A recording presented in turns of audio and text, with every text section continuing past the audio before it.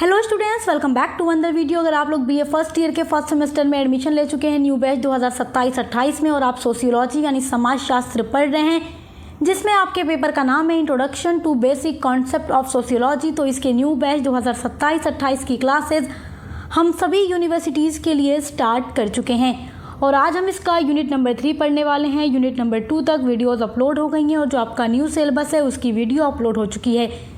तो आप अपना सिलेबस नहीं जानते तो चैनल पर हमारे विजिट करके देख लीजिएगा। देखिए, जब भी आप लोग बीए में एडमिशन लेते हैं, आपकी पहली साल होती है तो आपको कुछ भी आइडिया नहीं होता कि आपको अपने एग्ज़ाम की तैयारी कैसे करना है, अपने हर एक सब्जेक्ट की तैयारी कैसे करनी है, मेजर, माइनर या को करिकुलर। तो आप बिल्कुल सही चैनल पे आए हैं। आप सक्सेस मास्टर पॉइंट को सब्सक्राइब कर लीजिए। यहाँ पर आपको अपने हर एक सब्जेक्ट की क्लासेस मिलती रहेंगी और एग्ज़ाम की तैयारी करने के लिए पूरा मॉडल पेपर भी आपको प्रोवाइड किया जाता है, MCQs भी और रिटन भी।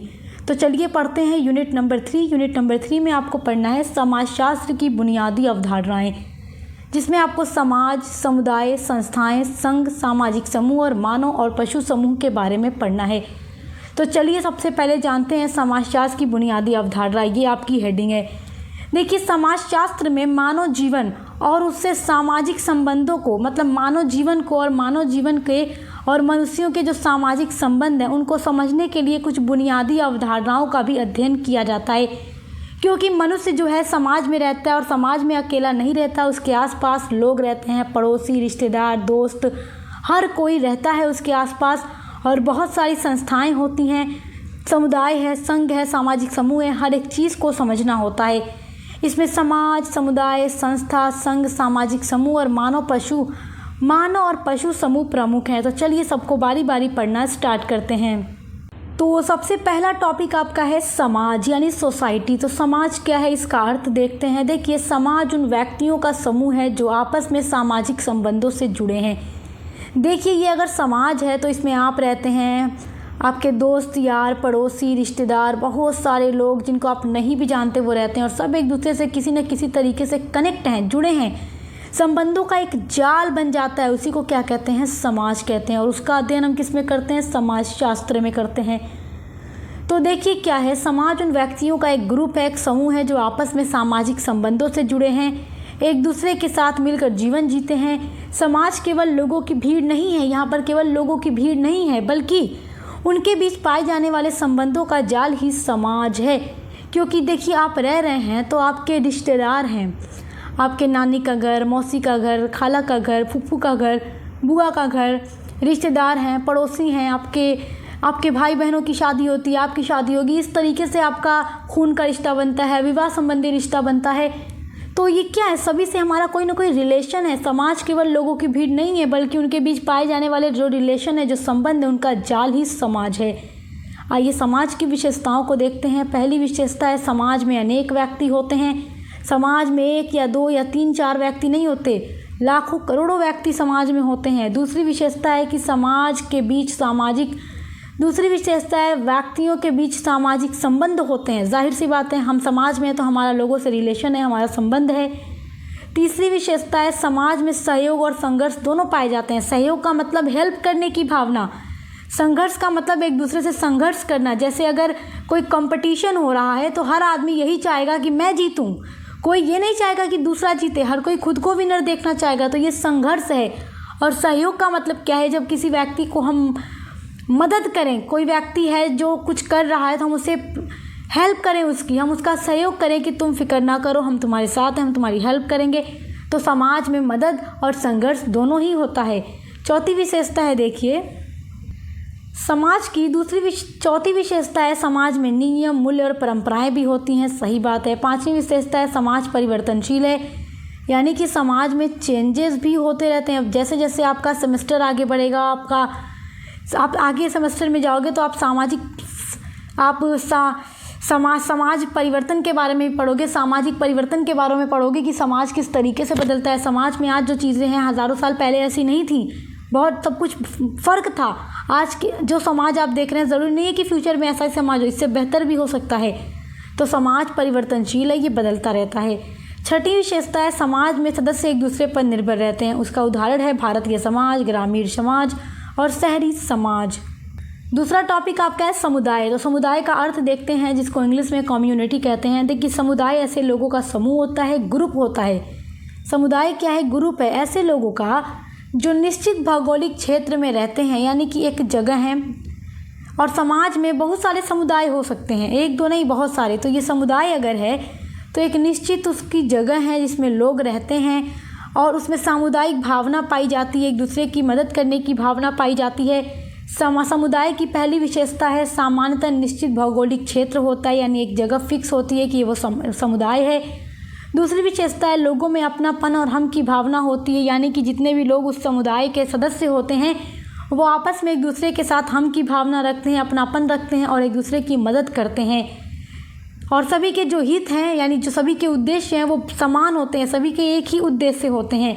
तीसरी विशेषता है लोगों के जीवन में कुछ समानताएं होती हैं, यानी कि समुदाय में समानताएं होती हैं। उसके बाद चौथा पॉइंट है समुदाय में सहयोग की भावना, यानी हेल्प करने की भावना होती है। पांचवा है समुदाय के सदस्यों के बीच सामाजिक संबंध होता है। इसका उदाहरण है गांव, मोहल्ला, जनजातीय समुदाय। ये सब समुदाय के अच्छे उदाहरण हैं।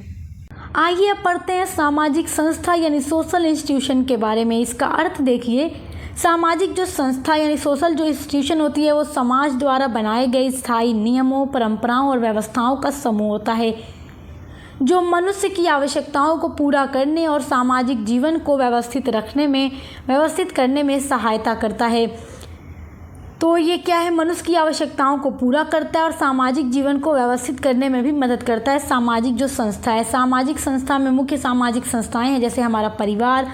हम फैमिली में रहते हैं, फैमिली में हमारी हर आवश्यकता पूरी होती है, ज़रूरत पूरी होती है और एक व्यवस्थित रूप से हम जीवन व्यतीत करते हैं। उसके अलावा विवाह यानी जो शादी होती है, ये भी एक सामाजिक संस्था है जिसमें एक महिला और पुरुष की शादी होती है, उनके बच्चे होते हैं, फिर उनकी एक फैमिली बन जाती है। उसके अलावा शिक्षा यानी एजुकेशन, धर्म या अर्थव्यवस्था, ये सब क्या है? सामाजिक संस्था हैं।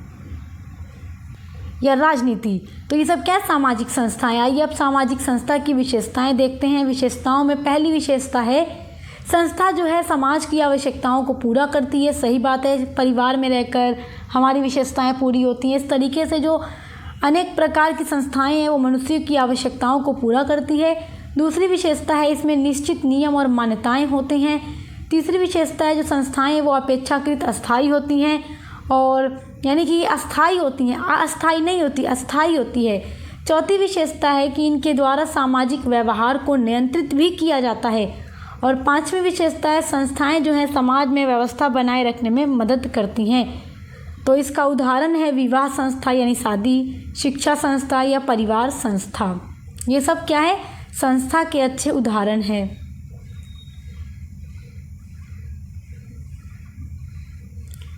आइए अब हम आपका अगला टॉपिक संघ के बारे में पढ़ते हैं, यानी कि एसोसिएशन। इसका अर्थ देखिए, जब कुछ लोग किसी विशिष्ट उद्देश्य की पूर्ति के लिए स्वेच्छा से संगठित होते हैं, यानी कि समाज में रहने वाले कुछ लोग अगर अपनी मर्जी से एक ग्रुप बना लेते हैं, एक एसोसिएशन बना लेते हैं और सभी के जो उद्देश्य हैं वो बराबर हो, समान हो और मिलकर वो काम करते हैं कि हमें अपने उद्देश्यों को पूरा करना है, तो स्वेच्छा से यानी अपनी मर्जी से संगठित होते हैं, ग्रुप बना लेते हैं, तो उसी को संघ कहा जाता है। तो संघ की भी बहुत सारी विशेषताएं हैं। पहली विशेषता है संघ में निश्चित सदस्य होते हैं, यानी कि निश्चित सदस्य होंगे। इसका कोई विशेष उद्देश्य होता है, यानी जो भी संगठन वगैरह बनते हैं तो उनका एक उद्देश्य होता है ना, और सभी लोग मिलकर उसमें काम करते हैं, सभी का काम बटा होता है और सभी का जो गोल है वो एक ही होता है, और उसी गोल को अचीव करने के लिए, पाने के लिए सभी लोग मिलकर काम करते हैं। और कोई भी अपनी मर्ज़ी से वहाँ आ सकता है, संघ का सदस्य बन सकता है, अपनी मर्ज़ी से जा भी सकता है। तीसरी विशेषता है संघ की कुछ अपनी नियमावली होती है। चौथा है सदस्य स्वेच्छा से इसमें शामिल हो सकता है, अपनी मर्जी से आ भी सकता है, जा भी सकता है। उसके अलावा पांचवी विशेषता है संघ का संगठन अपेक्षाकृत व्यवस्थित होता है। छठी विशेषता है उद्देश्य पूरा होने पर संघ समाप्त भी हो सकता है, यानी कि अगर कुछ लोग मिलकर एक संघ बना रहे हैं, संगठित हो रहे हैं, ग्रुप बना रहे हैं, कोई मकसद है उनका पूरा करने के लिए, कोई उद्देश्य है उसको पूरा करने के लिए, तो जब उनका उद्देश्य पूरा हो जाता है तो वो संघ को ख़त्म भी कर सकते हैं। इसका उदाहरण है छात्र संघ, खेल क्लब, व्यापार संघ या स्वयंसेवी संगठन।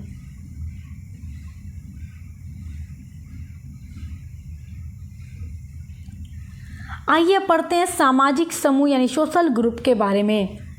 इसका अर्थ देखिए, जब दो या दो से अधिक व्यक्ति एक दूसरे के साथ सामाजिक संबंध रखते हैं यानी सोशल रिलेशन बनाते हैं और एक दूसरे को प्रभावित करते हैं और किसी न किसी रूप से एक दूसरे के साथ जुड़े होते हैं, तो उसी को सामाजिक समूह कहते हैं। हम समाज में रहकर हमारे बहुत से लोगों का हमारे साथ रिलेशन है, तो हमारा एक समूह बन जाता है ना, सोशल रिलेशन बन जाता है, सोशल ग्रुप बन जाता है।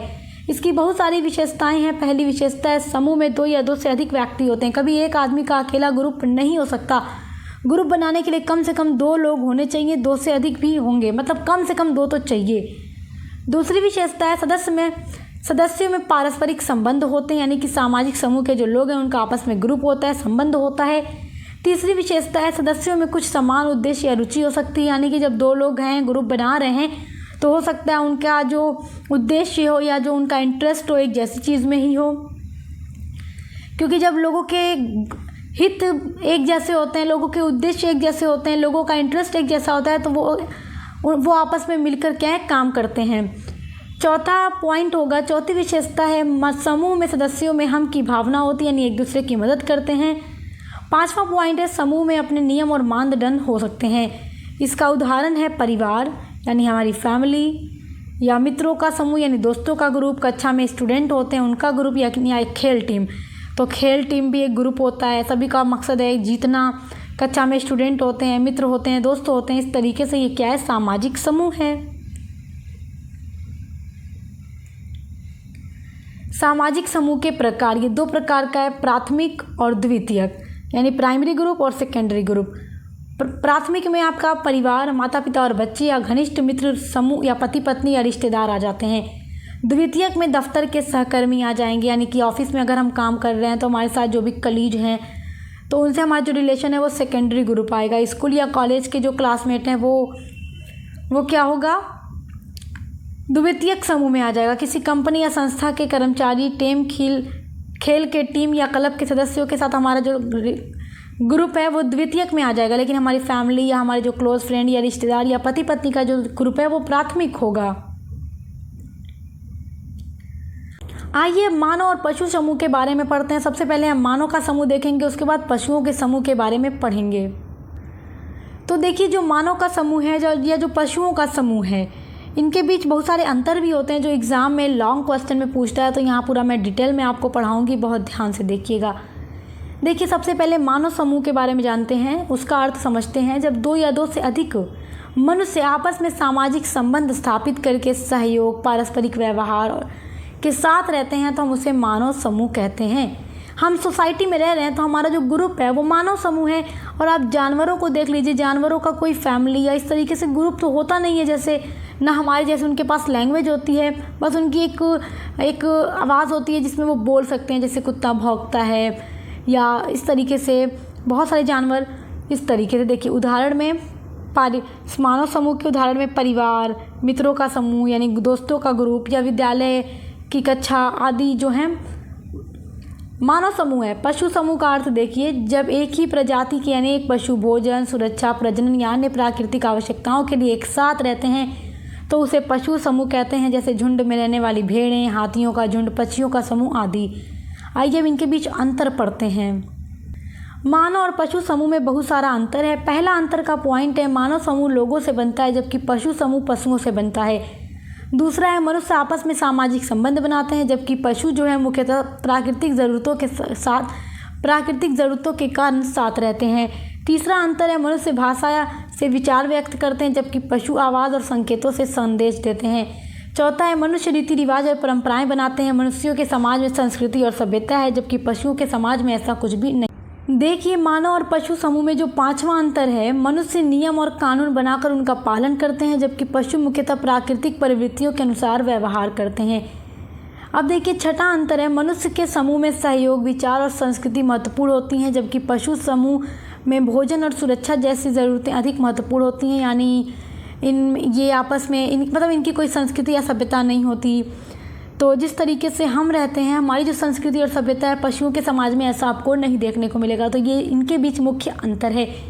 तो आई होप आप अपने यूनिट नंबर 3 के टॉपिक को बहुत अच्छे से समझ गए होंगे। इसी तरीके से हम आपके बीए के हर एक सब्जेक्ट की क्लासेस कंप्लीट करवा रहे हैं और एग्ज़ाम के लिए हम आपके मॉडल पेपर को भी अपलोड करेंगे, जो क्वेश्चन लॉन्ग और शॉर्ट में आएंगे। सब कुछ हम आपको आंसर के साथ प्रोवाइड करेंगे और जिनका MCQ बेस पेपर होगा उनको MCQs की वीडियोस प्रोवाइड करेंगे। आपको टेंशन बिल्कुल भी नहीं लेना है। हमारे चैनल को सब्सक्राइब करके बेल आइकन को प्रेस कर लीजिए ताकि आने वाली वीडियोस के नोटिफिकेशन आपको मिलते रहें। अच्छे से पढ़ाई करते रहिए। Best of luck. हम मिलते हैं अगली वीडियो के साथ।